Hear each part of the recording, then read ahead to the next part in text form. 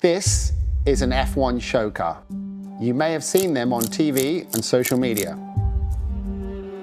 And 5 years ago, we built our first car in what used to be a cowshed.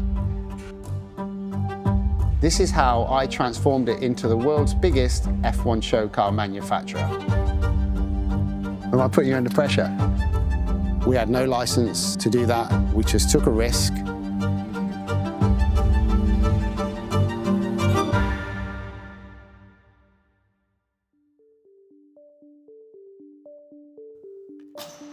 So our race bays have all finished. Let's go and check out what's going on.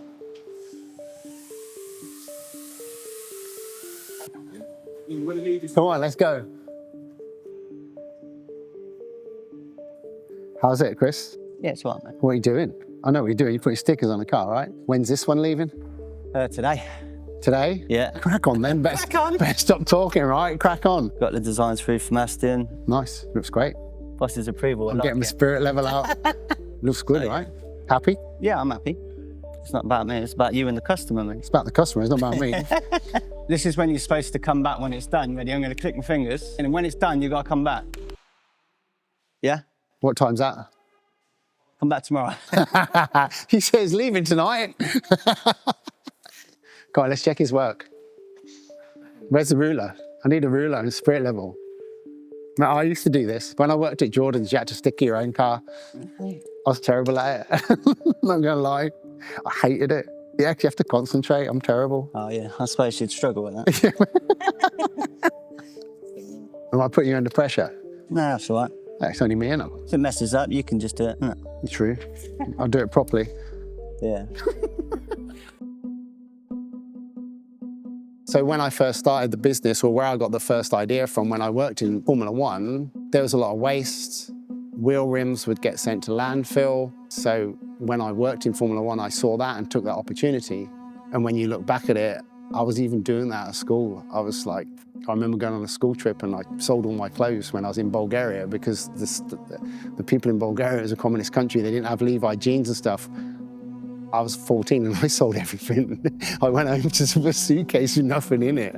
And when you look back at how you end up becoming an entrepreneur, there was stuff like that. You think, oh shit, I did used to do that stuff. And so when I worked in Motorsport, I do remember, so I worked at Simtech Grand Prix and I used to sell my team kit, even though you weren't supposed to. So that's what I used to do. 2002, I set up my own website, was running my business whilst I was working in Formula One, but I was buying the team clothing from BAR and selling it all officially.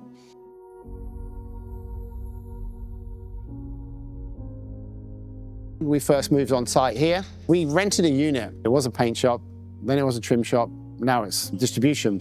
We had that little unit, then we took over this, which we call the cowshed. Did a lot of work, spent a lot of money renovating it, turning it into offices. I remember Kamal and Ads working down the bottom there under a fluorescent light, hotspotting off their phones. I've always wanted it to be big, always believed it could be, that's my vision. And I'd say just over the last 5 years, we've evolved so fast. Only, 4 weeks ago, this where we sat here was distribution. So we're in our distribution area. We've had this space for 5 years and we're going to turn this into our race base. We're so busy building show cars that we've got to extend. So the guys are fitting new toolboxes and benches for us. So I'm just going to do a check, make sure it's level. That's a bit off. I have a word with them. Yeah, it'd be great when this is all finished because this is just completing the vision of where we've always wanted to be at. Show cars is one of our biggest projects, has been for the last 5 years. In the future, hopefully we'll be full running race cars from here as well. Looks awesome. So how long does it take to build a car now, from start to finish? I think now that we've got sub-assembly coming on, I reckon we put a car together with 2 guys in about a day and a half. So that's from sub-ass out to here, not including paint. Assembled. Or vinyl. Just assemble. Yeah, assemble. Day and a half. Hear that? Do the maths. Even when I first started the business, I really wanted to build show cars. I knew there was a market there, but never as big as it was. It really did start properly in 2021. when we first started the project for the 2022 car, which we took on ourselves, right?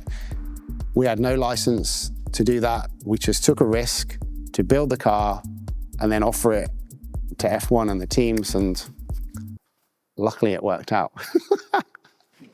Old school. Old school.